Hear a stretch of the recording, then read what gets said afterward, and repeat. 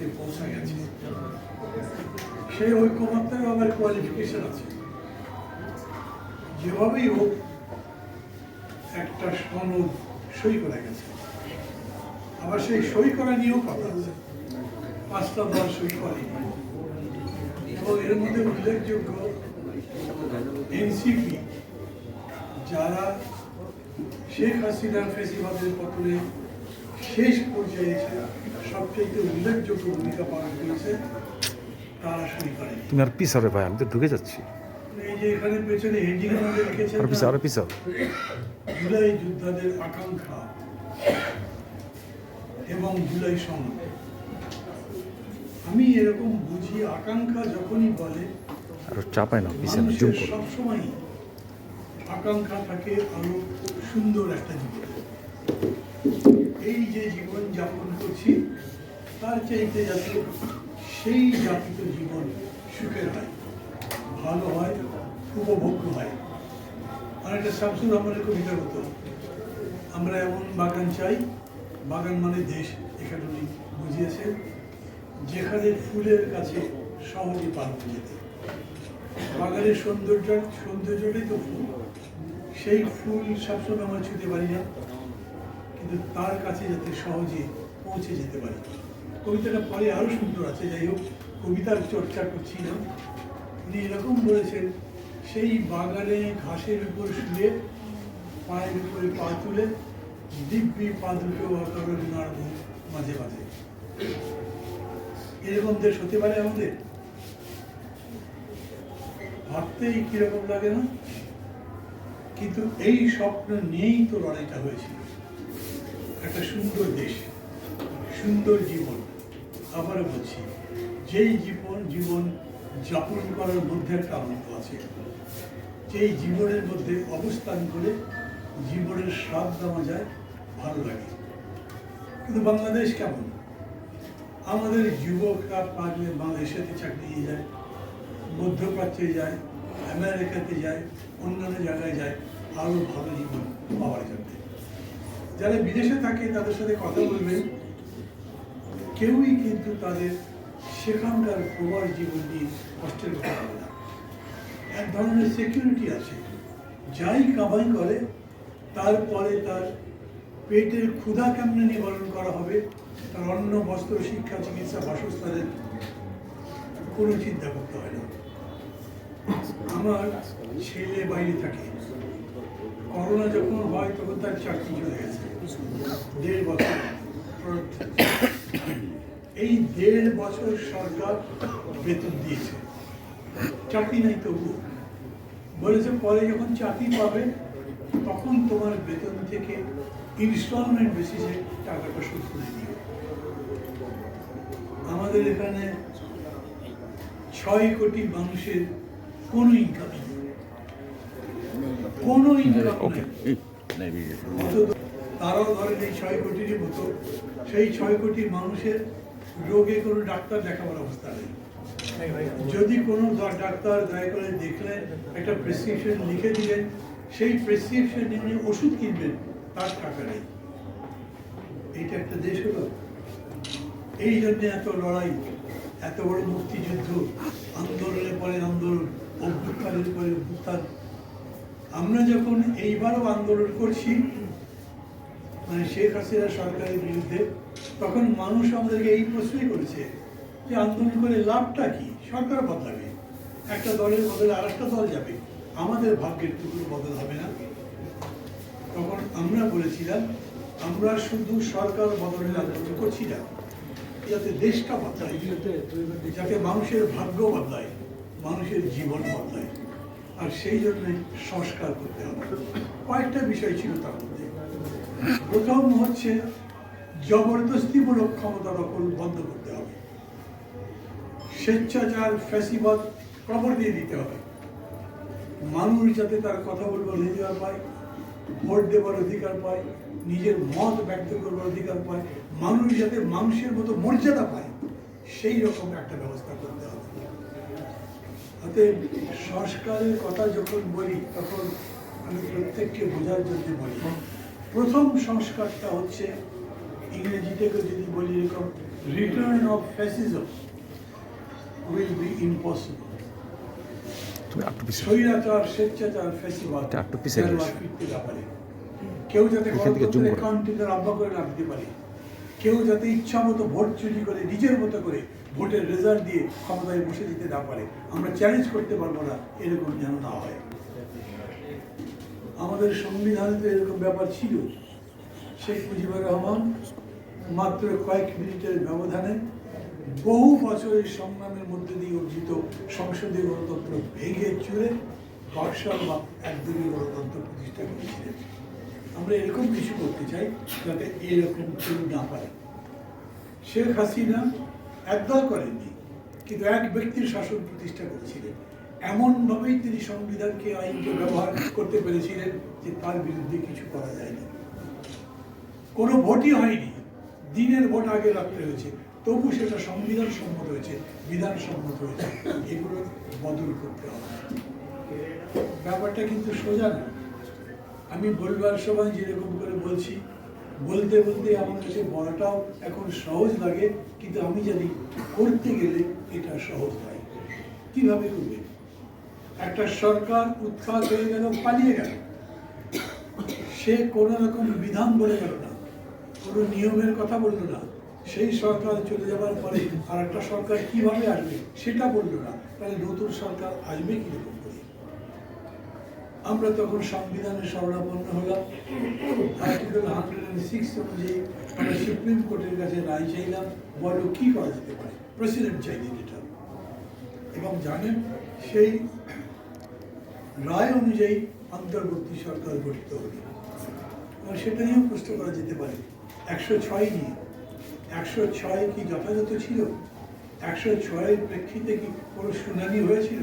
কোন জায়গায় শুনানি হয়েছিল? কোন বিচারপতিরা এই রায় দিয়েছিলেন? সেই বিচারপতিরা তখন কি মুক্ত ছিলেন, নাকি বন্দী ছিলেন, নাকি পলাতক ছিলেন? এত ডিস্টার্ব করবে একটা ভাই। পলাতক, বন্দী, রেস্টেড বিচারক কি যথাযথ কথা বলতে পারে? আমরা বললাম অতীতকে কবর দেন, সামনের দিকে দেখেন। যেটা আমাদের জন্য ক্লেদের, যেটা আমাদের জন্য গাড়ি, যেটা আমাদের জন্য কষ্টের, আমরা তার চাষ করতে চাই না। আমরা একটা আনন্দের কোনো কিছু সংবাদ চাই, আমরা একটা সুখের কোনো কিছুর কাছে যেতে চাই, এবং সেই জন্য এই প্রশ্নগুলো তুলবার দরকার নেই। যেই সরকার হয়েছে প্রফেসর ইংলিশের নেতৃত্বে, সেই সরকারটাই ঠিক। তারপরে বিতর্ক আছে। যখন জুলাই যোদ্ধাদের আকাঙ্ক্ষার কথা বলেন, তখন আবার বলি, শুধু ভালোবাসা দিয়ে সংসার হয়? ভালো চাকরি লাগে, বেতন লাগে, সংসারটা চালাতে যেতে পারি, তার জন্য টাকা পয়সা উপার্জন করতে হয়। যে দুজন ভালোবেসে একটা সংসার করলেন, দুইজনে যদি অকর্মহ করে কামাই করতে না পারে, ওই ভালোবাসা, ওই যাযাবরের কথার মতো, অভাব যখন জানালা দিয়ে ঢুকে, তখন ভালোবাসা দরজা দিয়ে পালিয়ে যায়। আমরা তো সেই রকম একটা জীবন, সেই রকম একটা সমাজ করতে চাই যেখানে ভালোবাসাও থাকবে, একই সঙ্গে মানুষের সংগতিও বাড়বে, মানুষের সক্ষমতা বাড়বে। একটা সুন্দর জীবন তৈরি করবার মতো তিনি যেন কাজ করতে পারেন, সেরকম একটা জীবন বানাতে পারেন, তার ব্যবস্থা রাখবে। লড়াইটা কিন্তু আমরা অতটাই দিতে পারিনি। যে আকাঙ্ক্ষার কথা বলছেন, জুলাই যোদ্ধা বলেন বা যে নামেই বলেন, জুলাই যোদ্ধা তো সবাই, এখানে যারা যারা আছেন সবাই জুলাই যোদ্ধা না? কেউ লিখেছেন, কেউ কারোর সাথে কথা বলেছেন, অনেকে মিছিলে গেছেন, জীবন তো সবাই দেননি। যারা জীবন দিয়েছেন তারা তো এখানে দেয়। কিন্তু এমন একটা লড়াই হয়েছে, এত ব্যাপকভাবে জনগণের অংশগ্রহণ আমরা কখনো দেখিনি। এই জন্যই যখন এরকম করে আলাদা করে বলা হয়, তখন আমি সেটাকে আবার সবার সাথে যুক্ত করে বলি। সমগ্র জনগোষ্ঠীর আকাঙ্ক্ষায় ছিল কি, এই দেশ চাই না, নতুন দেশ করতে চাই, নতুন বাংলাদেশ। সেই নতুন বাংলাদেশটা কেমন? সেই নতুন বাংলাদেশ কিরকম করে করবো? তার আগে বলেন নতুন বাংলাদেশ সেই রকম যেটা বাসযোগ্য, ওই রকম একটা বাংলাদেশ করা যায়? সম্ভব? আমি অনেক জায়গায় জিজ্ঞেস করেছি, অনেকে চুপচাপ তাকিয়ে থাকেন, ভাবেন প্রশ্নের জবাবটা কি হতে পারে। দেখেন, আমাদের এই দেশ কেমন ছিল? কবির কথা, সুজলা সুফলা শস্য শ্যামলা সোনার বাংলা ছিল কি? সেই সময় তো দুর্ভিক্ষ হয়েছিল, মন্বন্তর হয়েছিল, কিন্তু এও ঠিক আমাদের সম্পদ দেখে লোভে ইংরেজ, পর্তুগিজ, ওলন্দাজ এরা সবাই আমাদের এখানে ব্যবসা করতে এসেছিল। আমাদের সম্পদ লুটে নিয়ে ব্রিটেনের অনেক বড় বড় শিল্প কারখানা গড়ে উঠেছে না। আমাদের দেশ সেই রকম ছিল, সেই রকম হতে পারে। 200 বছরের ব্রিটিশ শাসন, 12 বছর বা 2 যুগের, 24 বছর বা 2 যুগের পাকিস্তানি শাসন আমাদেরকে নিজেদের পায়ে দাঁড় করাতে দেয়নি। আমরা আমাদের মতো করে দেশ গড়ব, জীবন গড়ব, সেই সুযোগ পাইনি।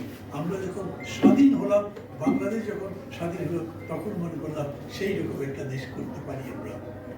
শেখ মুজিব আমাদের চোখে স্বপ্ন বলে দিলেন, সোনার বাংলা চাই। ওই সুজলা সুফলা শস্য শ্যামলা সোনার বাংলার কথা সবাই জানেন। 3.5 বছরে শেখ মুজিব দিতে পারেননি। গত 54 বছর বাংলাদেশের ইতিহাস যদি দেখেন, তাহলে সেই রকম একটা দেশ গড়বার কাজ করতে পারিনি। এদেশে শোষণ, বঞ্চনা, নির্যাতন, অত্যাচার সব চলেছে। বাংলাদেশ বিশ্বের দরবারে একটা তলাবিহীন ঝুড়ি হিসেবে পরিণত হয়েছে। আমরা ঘুরে দাঁড়াতে চাই কেন? আমরা সাহস করি। চীন, মানব নদী তাদের দুর্ভাগ্যের কারণ ছিল। চীনের মানুষ আফিংখোর ছিল, ওদের অভাব ছিল। সেই চীন আজ পৃথিবীর 1 নম্বর নাকি 2 নম্বর দেশ, সেই প্রতিযোগিতা চলছে। ভিয়েতনাম দেখেন, লাওস দেখেন, তারা পর্যন্ত ডেভেলপ করেছে। এবং পৃথিবীর বিভিন্ন দেশে, ধরেন যদি ভুটানের কথা ধরেন, ভুটান একটা দেশ যেখানে মিনিস্ট্রি অফ হ্যাপিনেস বলে একটা মন্ত্রণালয় আছে। মানুষ কিসে সুখী হয় তার উপরে সেই মন্ত্রণালয় কাজ করে। আমাদের এখানে শেখ হাসিনা বলেন, খালেদা জিয়া বলেন, কেউ সুখী না। আমি জানি না, শেখ হাসিনা তো আর নাই, খালেদা জিয়া আমার কথা যদি প্রতিবাদ করে না আমি সুখী, আমি তো বলি বলি না। আমাদের দেশে সুখ কে আছে, সুখী কি আছে, এই কথা বলা মুশকিল। কিন্তু আবার বলি, ভুটান যদি মনে করতে পারে যে তারা সুখী, যদি কেরালা মনে করতে পারে যখন তাদের ওখানে একটা বাম শাসন ছিল যে তারা সুখে আছে, বাংলাদেশ পারবে না কেন? লম্বা আলোচনা হয়ে যাবে, আমি তার মধ্যে যাচ্ছি না। আমি প্রথম আমার বিশ্বাসের কথা বলি, আমি মনে করি বাংলাদেশ বদলে দেওয়া সম্ভব। It's like Barack Obama.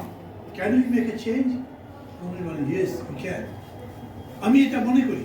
আমি মনে করি রাজনৈতিক কর্মী যারা সমাজকর্মী, তাদের বিশ্বাস করা উচিত, বোঝা উচিত, দেশটাকে বোঝেন, দেশের অর্থনীতি বোঝেন, দেশের মধ্যে কি সম্ভাবনা আছে সেটা বোঝেন, দেশের মধ্যে কি চ্যালেঞ্জ আছে তা বোঝেন, এবং নিজের মনের মধ্যে একটা বিশ্বাস উৎপাদন করেন আমরা চাইলে অবস্থার পরিবর্তন করতে পারি।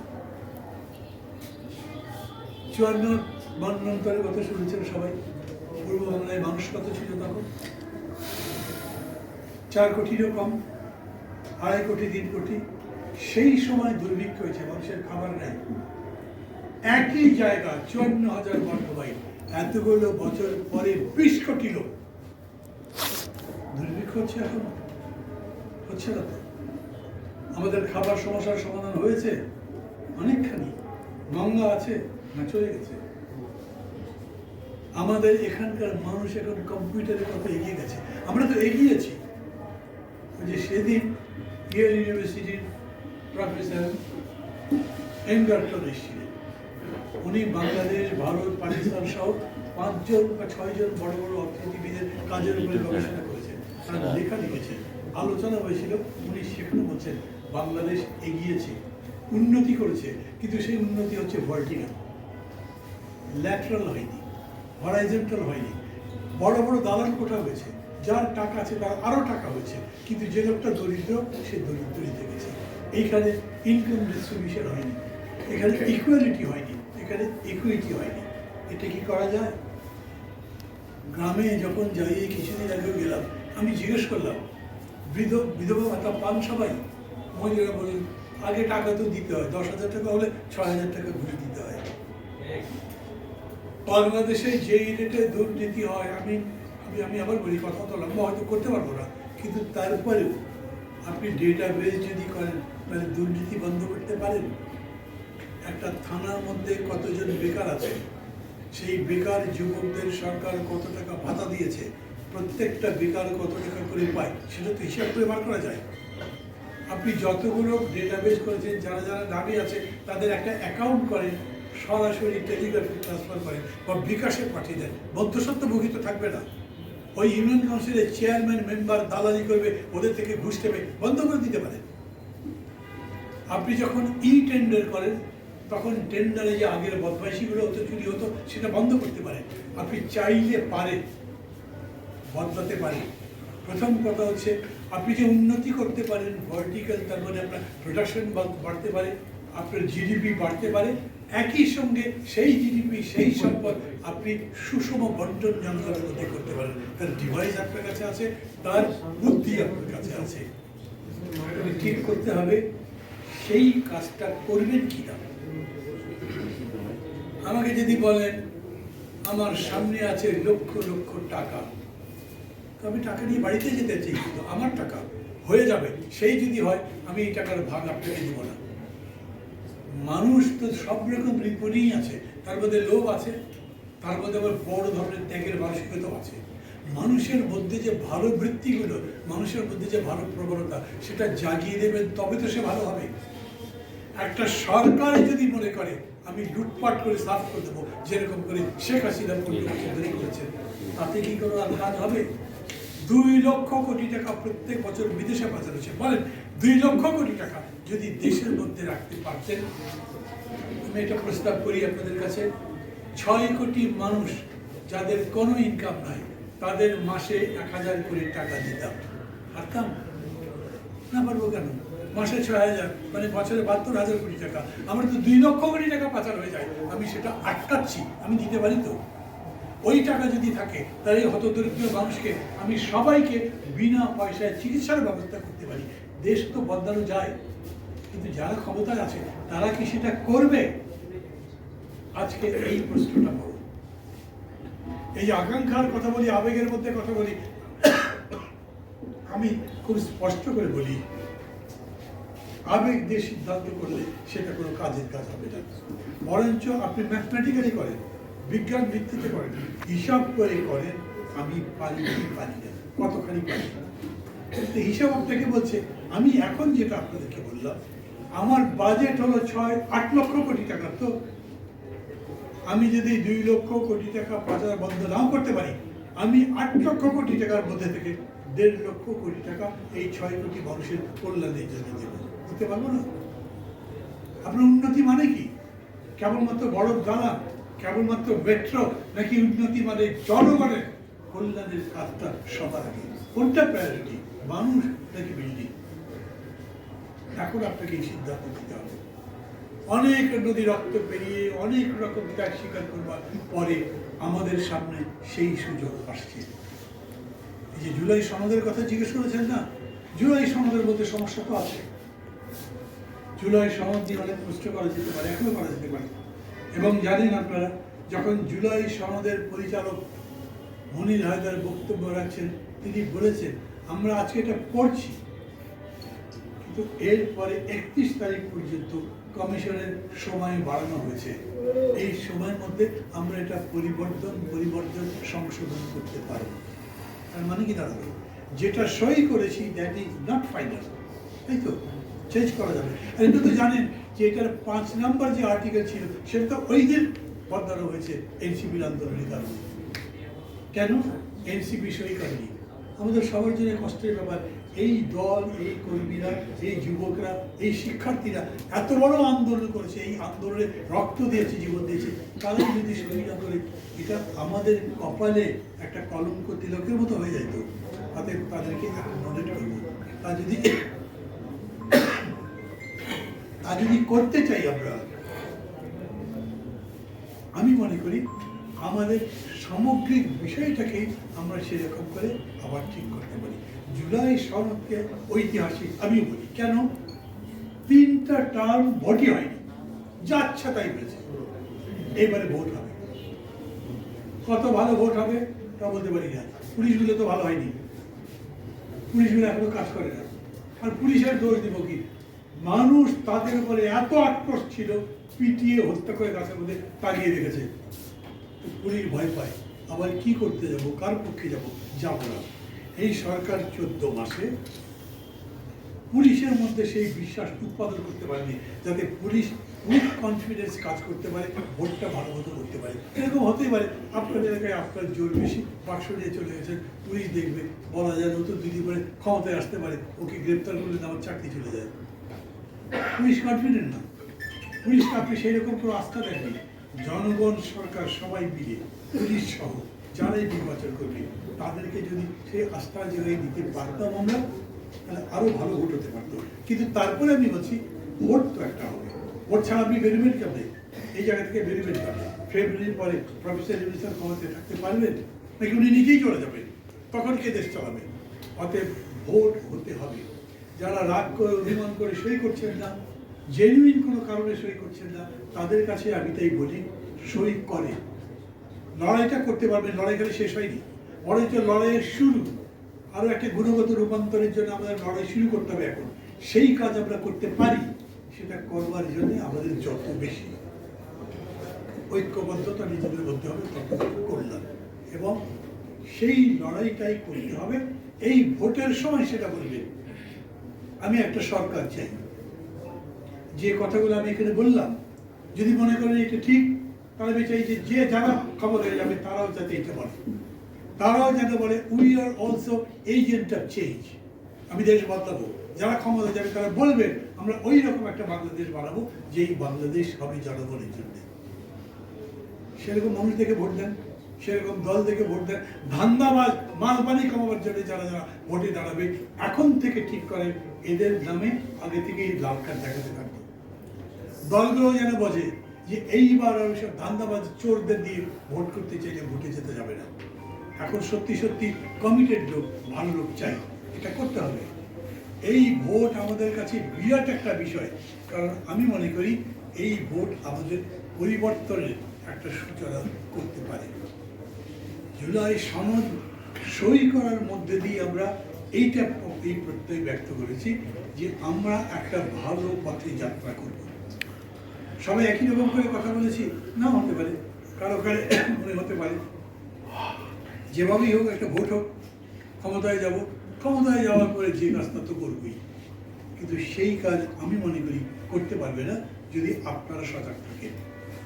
সাধারণ মানুষ, মিডিয়া এবং যারা সিভিল সোসাইটি আন্দোলন করে তাদের সবার কাছে আমার কল হচ্ছে এখন থেকে সজাগ থাকে।